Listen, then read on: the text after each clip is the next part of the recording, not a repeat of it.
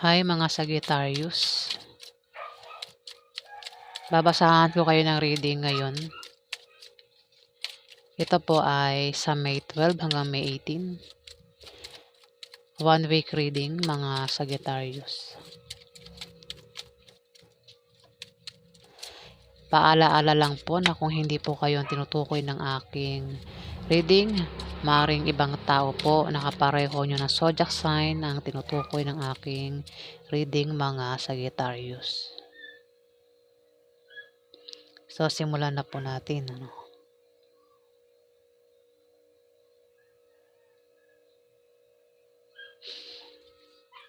Ano po ang ganap sa mga Sagittarius sa May 12 hanggang May 18?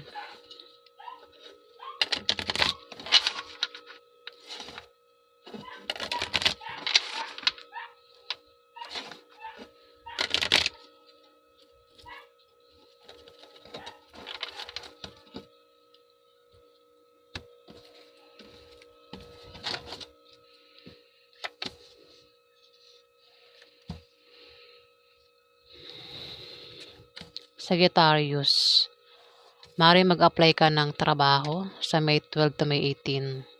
At sa iyong pag-apply, sa iyong pagbabiyahe, may makikilala ka na bagong pag-ibig na maaaring makilala mo.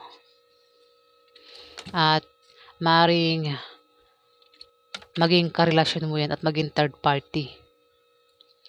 Sagittarius, kung meron kang karelasyon, ayan, mag-ingat ka kasi may karelasyon ka na tapos papatol ka pa sa iba. Sagittarius. At yan ay makikilala mo ang third party sa pag-apply mo ng trabaho, Sagittarius, o sa iyong pagbabiyahe.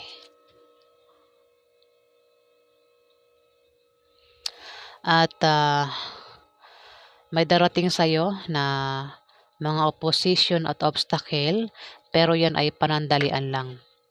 Sagittarius, yan ay blessing in disguise sa biyaya na akala mo ay hadlang sa iyong trabaho, sa iyong negosyo, at sa iyong pakikipagrelasyon, Sagittarius.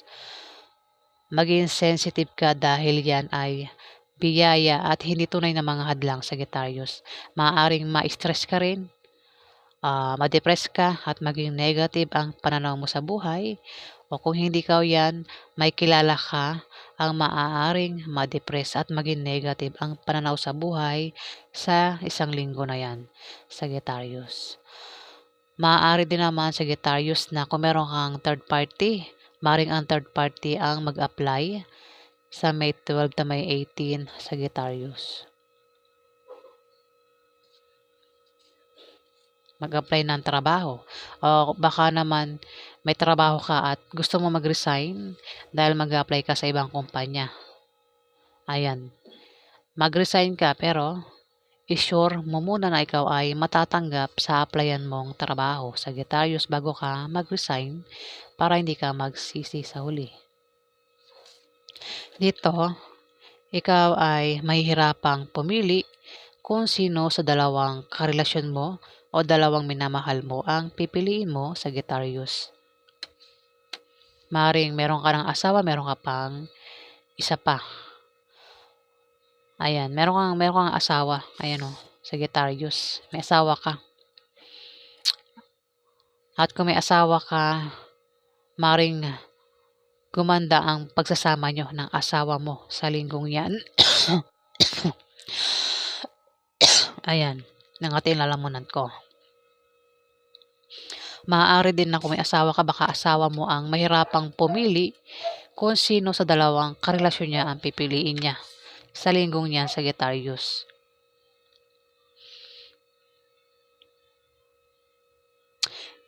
Ayan, kung balak niya magpakasal, Sagittarius, ng asawa mo, swerte ang May 12 to May 18 para kayo ay magpakasal at lalo kayong magiging maligayang mag-asawa, Sagittarius.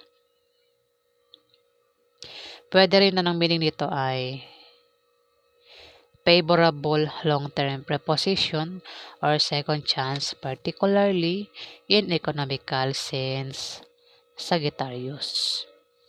Mukha asawa mo nga Sagittarius ang mamimili sa dalawang karelasyon niya. Puwedeng ikaw ang pagpipilian o meron pang isa, At magkakaroon ng away, Sagittarius. At kung mapaaway ka, mag-ingat ka sa iyong pagsasalita nang makaiwas ka sa panganib. Makaiwas ka sa malalang argumento, Ingat ka kasi nabanggit ko yung panganib, Baka mapahamak ka, 'pag mapaaway ka, Sagittarius. Babaeng Sagittarius ang tinutukoy ko, hindi lalaki. Ayan, babaeng Sagittarius ang maaaring mapaaway sa May 12 to May 18. Ayan, maaaring ikaw, babae kang Sagittarius, mag-ingat ka kung mapaaway ka sa iyong pagsasalita para makaiwas ka sa malalang argumento, Sagittarius, at nang hindi na lumaki at lumala. Ayan. Sagittarius, ingat. Iwasan mo na lang ang away pag mapaaway ka. Huwag mo na lang papansinin, Sagittarius. Dito, may tao dito, Sagittarius, ang magloloko sa karelasyon niya. Lolokohin niya ang karelasyon niya. Pagtataksilan niya. Maring ikaw ang tinutukoy ko.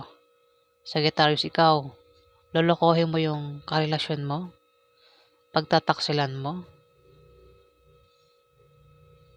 Kasi sumunod kung hindi ikaw yan, baka may Aries o Leo dito ang babae ang magloloko. Pagtataksilan ng kanyang karelasyon, Sagittarius. Ayan. At dahil sa kanyang pagsisinungaling at panglilinlang sa kanyang karelasyon ay maaari silang magkahiwalay, Sagittarius. Pwede ikaw nga din yan, Sagittarius. At dito, kung meron kang problema sa love life at sa pamilya mo, Sagittarius, o kung meron kang gulong kinakasangkutan o baka nangyayari na yan ay malulutas na sa May 12 to May 18, sa linggong yan. Pero kung wala ka pang problema, wala ka pang nararanasang problema sa ngayon, maaaring magkaproblema ka sa pamilya mo, sa love life, o maaaring magkaroon ka ng meron kang gulong kakasangkutan sa May 12 to May 18, pero malulutas din naman yan, Sagittarius. At dito, magkakaroon ng away sa inyo ng karelasyon mo sa pera.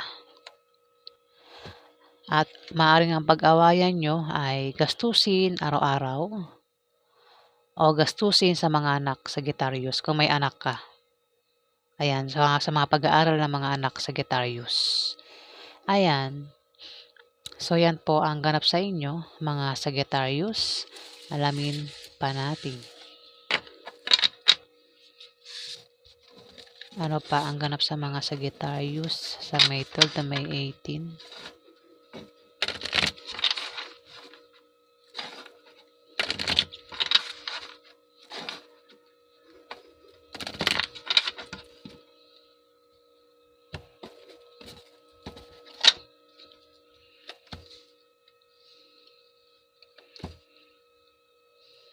Ito naman, ang tinutukoy dito, Sagittarius na lalaki. Kung hindi yan Sagittarius, yan ay lalaking Aries Leo. Ayan. Pero pwedeng ikaw nga yan, isa kang lalaking Sagittarius. Kung ikaw yan, Sagittarius, lalaking Sagittarius, siswertihin ka sa May 12 to May 18. Maaaring ikaw ay makatanggap ng biyaya na manggagaling sa kaibigan mo o galing sa kamag-anak mo. Maaari din naman na kung hindi yan biyaya, yan ay may tao dito ang magkaka-interest sa'yo, Sagittarius. Gusto ka niyang mahalin na talagaan. Pwedeng yan ay gusto kang ampunin o isang taong maaaring magkagusto sa'yo. May lihim na pagtingin sa'yo, Sagittarius. O baka naman ikaw ang may matipuhan sa linggong yan, sa May 12 to May 18.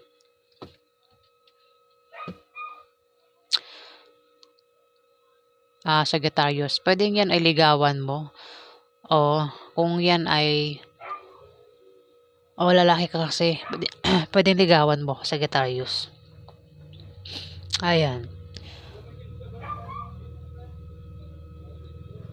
Dito, maaari ikaw ay makatanggap ng masamang balita na ipag-aalala mo, Sagittarius. Hindi ko na babanggitin, basta yan ay masamang balita na ipag-aalala mo, Sagittarius, sa May 12 to May 18.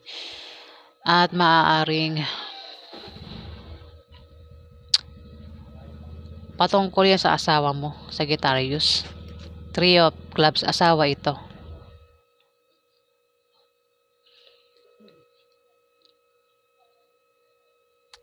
Pero basahin ko, anuhin ko pa rin banggitin ko pa rin yung meaning nito. Kung may asawa ka, Sagittarius, magiging maganda ang pagsasama nyo ng asawa mo sa May 12 to May 18.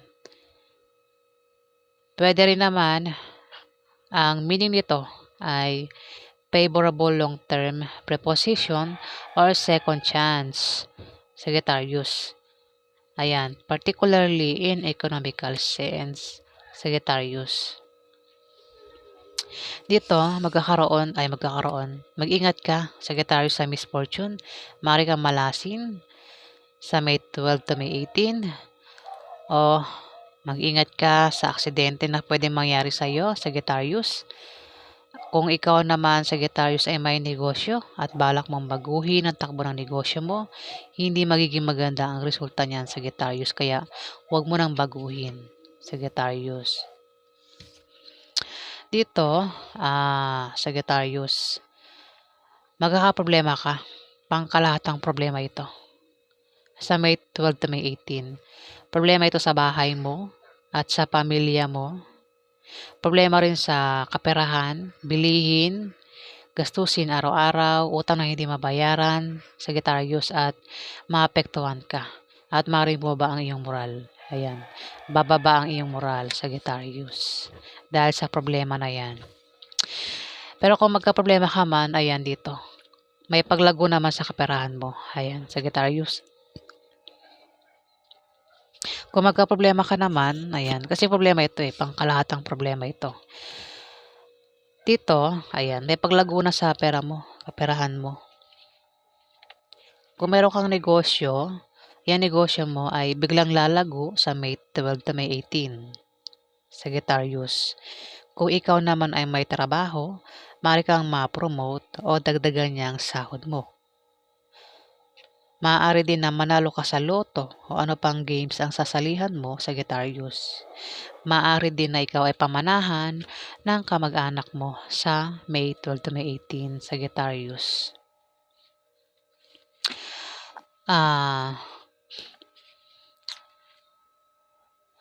Ikaw ay siswertihin sa pera, Sagittarius, dahil maaari kang makatanggap ng pera. Maaari din ang perang yan ay manggagaling sa negosyo mo, Sagittarius, sa May 12 to May 18.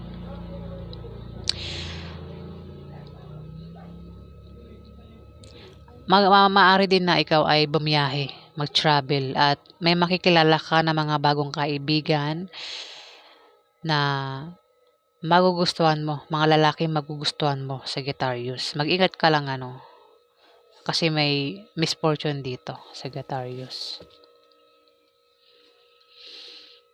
Maaari kasi tumapat ang 10 of Spades dyan Sagittarius Maaring ang mabalitaan mong masamang balita ay patungkol sa negosyo mo o sa trabaho mo, Sagittarius.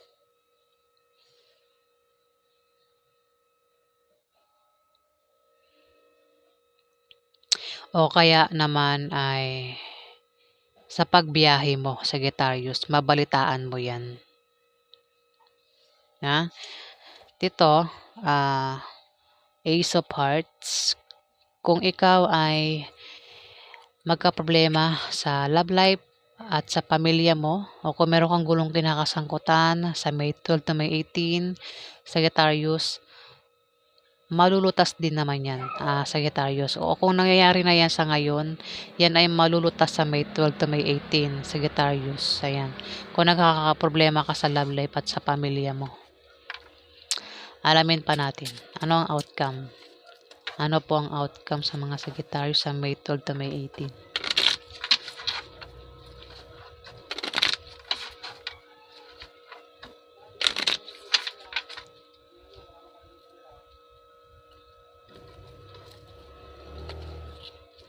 Ano po ang outcome sa mga Sagittarius sa May 12 to May 18? Ano po ang outcome sa mga Sagittarius sa May 12 to May 18? Ano po ang outcome?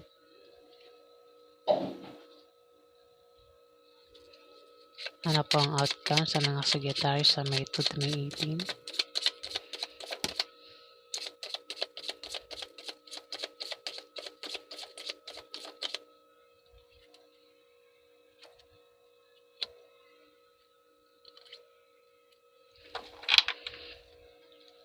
Pati ang ganda ng nabunot ko, no? Ang ganda ng nabunot ko, ayan. Pasensya na po kung minsan may mga words ako na hindi buo, hindi nyo maintindihan. Ganyan po talaga ako. Inborn na po yan. Wala po akong magagawa dyan. Kayo na lang po ang mag-adjust.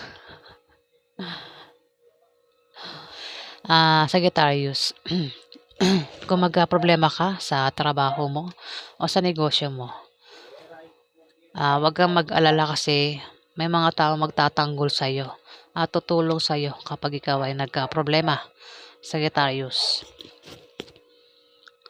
Dito, ikaw ay mahirapang pumili kung sino sa dalawang karelasyon mo ang pipiliin mo o mamahalin mo, Sagittarius. Ayan, may pagpili kang magaganap sa May 12 to May 18. Dito, maaari kang makatanggap ng pera na hindi mo inaasahan na manggagaling sa kamag-anak mo, Sagittarius. Maaari ka ding yumaman sa May 12 to May 18. O, try mo tumaya sa loto, baka manalo ka. Baka lang Ayan. Kasi, ang meaning kasi nito, pwedeng yumaman ka sa May 12 to May 18, Sagittarius. O, manligaw ka ng mayaman. Ayan, malay mo, sagutin ka at maging asawa mo, Sagittarius, di ba? Pwede rin namin ito kung meron ka negosyo, Sagittarius. Yan. Yung negosyo mo ay uunlad sa May 12 to May 18, Sagittarius. Ayan. So, yan po ang ganap sa inyo, mga Sagittarius. Maraming salamat po sa mga nag-like, nag-comment, at nag-subscribe. Sa hindi pa po nakapag-subscribe, pakihit na lang po ang subscribe button, mga Sagittarius. Ayan. Maraming salamat po, guys.